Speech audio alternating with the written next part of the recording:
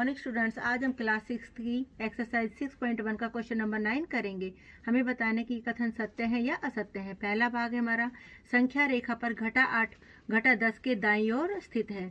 अब सबसे पहले हमारा जब हम संख्या रेखा पर दिखाते तो क्या आता है, घटा 8, और उसके बाद हमारा क्या आता है, घटा 10। तो हमारा दाईं ओर कौन सा हुआ, घटा 8। तो इसका मतलब ये कथन हमारा क्या है, सत्य है।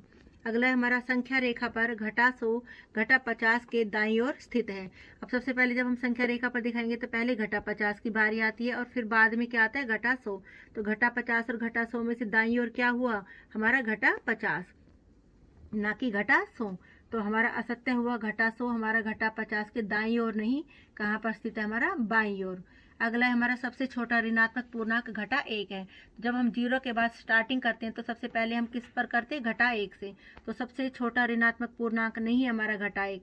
जो घटा 1 है वो हमारा क्या है, सबसे बड़ा ऋणात्मक पूर्णांक है, क्योंकि घटा की रकम जितनी छोटी है वही इतनी बड़ी होती है।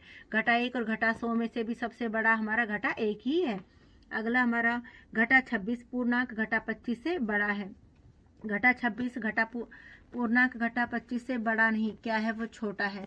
अभी भी मैंने बताया था कि घटा की जो रकम बड़ी लगती है वही रकम उतनी ही छोटी होती है। तो घटा 26 और घटा 25 में से कौन सी रकम बड़ी है, घटा 25। अगला हमारा क्वेश्चन नंबर 10, एक संख्या रेखा खींचिए, निम्न प्रश्नों के उत्तर दीजिए। पहला भाग है, यदि हम घटा 2 के दाईं ओर 4 कदम चलें तो हम किस संख्या रेखा पर पहुंच जाएंगे। घटा 2 पर है और हमें कहाँ चलना है, 4 कदम, और वो भी कहाँ चलना है, सीधे हाथ की तरफ।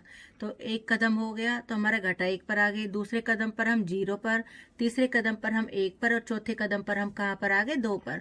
तो घटा 2 के दाईं ओर अगर हम 4 कदम चले तो हम कहाँ पर आ जाएंगे, 2 पर।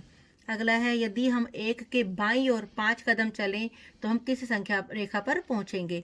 ये है हमारा 1, और हमें कितने कदम चलना है, 5 कदम, और वो भी कहाँ, उल्टे हाथ की तरफ, यानी बाईं ओर। तो 5 कदम चले, पहले कदम पर 0 आए, दूसरे कदम पर घटा 1, घटा 2, घटा 3 और घटा 4। तो 5 कदमों में हम कहाँ पर पहुंच गए, घटा 4 पर। अगला है, यदि हम संख्या रेखा पर घटा 8 पर है तो घटा 13 पर पहुंचने के लिए हमें किस दिशा में चलना चाहिए। ये हमारा घटा 8 और ये हमारा घटा 13। तो घटा 8 से हमें घटा 13 पर पहुंचना है, तो हम कौन से डायरेक्शन में बढ़ रहे हैं, बाईं ओर। तो हमें बाईं ओर चलना चाहिए। अगला है हमारा, यदि हम संख्या रेखा पर घटा 6 पर हैं तो घटा 1 पर पहुंचने के लिए हमें किस दिशा में चलना चाहिए। ये है मान लो हमारा घटा 6 और हमें घटा 1 पर आना है, तो यानी हम इस डायरेक्शन में आ रहे हैं। तो ये हमारी कौन सी डायरेक्शन हो जाएगी, इस तरफ की, सीधी, यानी हमें दाईं ओर चलना चाहिए। थैंक